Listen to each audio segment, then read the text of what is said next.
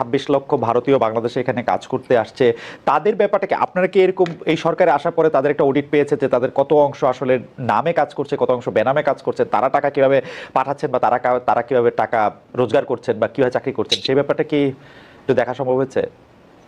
দেখুন, এটা নিয়ে কিন্তু আমরা এখনো ক্যাম্পেইন যেটা চালানো সেরকম কোনো কিছু আমরা করিনি। তবে আমরা সবসময় জানি যে একটা উল্লেখযোগ্য সংখ্যক, আমি কিন্তু সংখ্যাটা বলতে পারবো না, আমার মনে হয় কেউই এক্সাক্ট সংখ্যাটা বলতে পারবে না, উল্লেখযোগ্য সংখ্যক ভারতীয় এখানে চাকরি করেন এবং তাদের বেশ একটা অংশ কিন্তু আসলে ঠিক প্রপার এমপ্লয়মেন্ট ভিসা নিয়ে অনুমতি নিয়ে এখানে চাকরি করছেন না। কারণ আমি জানি যে এক দুজনের কথা, মানে অন্যান্য দেশের এক দুজনের কথা জানি যে অনেক ফর্মালিটি আছে, সেগুলি করে তারা চাকরি করছেন।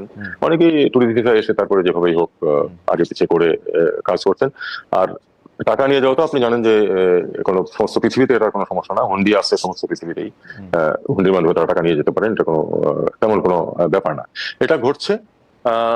তবে আমরা অবশ্যই নীতিগতভাবে আমরা চাই যে ঠিক আছে, যেখানে আমাদের তাদের জন্য কর্মসংস্থানের সুযোগ আছে এবং আমাদের মার্কেটে যদি ডিমান্ড থেকে থাকে, ওয়ার্ক মার্কেটে, জব মার্কেটে, তাহলে সেটা যদি তারা আসেন সেটা নিয়মের ভিতর দিয়ে আসতে হবে এবং work permit, proper work permit নিয়ে আসতে হবে। এটা নিয়ে এখনো কোনো ক্যাম্পেইন কিন্তু আমরা শুরু করিনি, তবে এ ধরনের একটা কথা প্রচলিত আছে। আপনারা কি এখনো পরীক্ষা করে মানে দেখছেন না, বা এটা নিয়ে আসলে কোনো মানে আপনি যেটাকে ক্যাম্পেইন বলতেছেন, এটা কোনো একটা দেশ আমার দেখতেছে যে ভারতীয় কতজন এখানে কাজ করছেন বা কেন কাজ করছেন, বা তারা বাড়তি সুবিধার জন্য? কারণ কেউ কেউ বলেছেন যে গত সরকারের সময় ভারতীয় লোকজনকে অবাধে এই কাজ করার সুযোগ দেওয়া হয়েছে, কেউ কেউ বলেছে যে ভারতীয় লোকজন থাকলে তাদের বিভিন্ন জায়গায় অনুমতি পেতে সুবিধা হয়েছে। আপনাদের প্রায়োরিটিতে কি যারা এখানে চাকরি করছেন তারা, মানে ভারতীয় যারা চাকরি করছেন তাদের ওয়ার্ক পারমিট পরীক্ষা করা, তাদের অন্য বিষয়গুলি পরীক্ষা করা, টাকার পাওয়া, কত টাকা তারা এখানে খরচ করছেন, সেইগুলি কি মানে এই মুহূর্তে?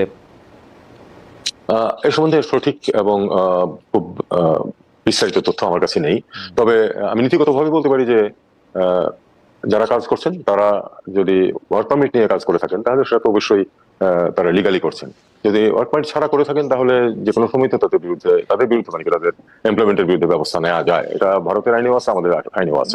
Ambassador Hossain, sorry adviser Hossain, আপনি কি এইটা দেখতেছেন যে ভারত বাংলাদেশের বিপক্ষে বলছে যে তারা চিকিৎসার জন্য ভিসা দিবে না, ভিসা একরকম বন্ধ রেখেছে, বাংলাদেশ থেকে কাজ করতে রোমানিয়া যাবে যেহেতু বাংলাদেশে এমবাসি নাই, ওদের এখানে এমবাসি আছে, সেটার জন্য তারা ভিসা দিচ্ছে না, আমাদের এখানে তারা কাজ করতেছে বা কাজ করতেছে না, কি প্রয়োজনে কাজ করতেছে সেইটা কি আমাদের এই মুহূর্তেই দেখা উচিত না? বাংলাদেশে এতজন মানে কি বলে জানি শিক্ষিত বেকার আছে, আমরা এই নির্বাচনের আগে বা এই 5 আগস্টের আগে এটা আমরা অসংখ্যবার শুনেছি যে এরকম একটা পরিস্থিতির মধ্যে আমরা যাচ্ছি। আমরা এটাও শুনেছি যে ভারত যে রেমিটেন্স ভারতে নিয়ে আসে তার মধ্যে একটা বড় অংশ বাংলাদেশ থেকে নেয়। দেখুন, আপনি সর্বশেষ যে তথ্যটা দিলেন এটা কিন্তু ভারতীয় পত্রপত্রিকাতে আমি দেখেছি, আমি বাংলাদেশের কোনো পত্রিকায় দেখিনি, ভারতীয় পত্রপত্রিকাতে বা তাদের স্ট্যাটিস্টিক্সে দেখেছি যে বেশ বড় একটা অঙ্ক এখান থেকে রেমিটেন্স হিসেবে যায় এবং সেটা সম্ভবত ওয়ার্ল্ড ওয়াইড ভারতে যা রেমিটেন্স আছে তার 4th বা 5th পজিশনে। তার মানে এটা তো অফিসিয়ালি হয়তো যাচ্ছে, কারণ আনঅফিসিয়ালি ফিগারটা ওখানে আসে কিনা আমি জানি না। আপনারা সরকার আসার পর এটা পরীক্ষা করে দেখবেন না বা দেখার পরিকল্পনা?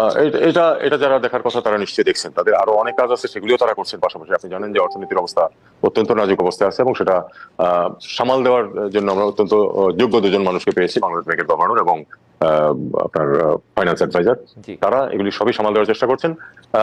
আমি আমার তরফ থেকে এটা নিয়ে কোনো কথা বলি না, কারণ প্রত্যেকেরই তো প্রায়োরিটিজ আছে। এখন এটা প্রায়োরিটিতে উপরের দিকে থাকা উচিত কিনা? একদিকে আমাদের বেকার সমস্যা আছে, অন্যদিকে আমাদের রেমিটেন্স যদি অকারণে শুধুমাত্র আরেকটা সরকার আরেকটা দলকে তুষ্ট করার জন্য যদি কিছু ভারতীয় এখানে চাকরি করতে থাকতো, তাদের মধ্যে যদি কেউ বেনামে কাজ করতো, তাদের মধ্যে কেউ যদি এখান থেকে মূল্যবান আমাদের আপনি এটা নিয়ে সবচেয়ে বেশি সোচ্চার। আপনি সবসময় বলেছেন যে আমাদের মধ্যপ্রাচ্যের লোকজন এত কষ্ট করে এখানে টাকা পাঠায়, আমরা যেন তেন ভাবে সেই টাকাটা তো একটা করতে পারি না।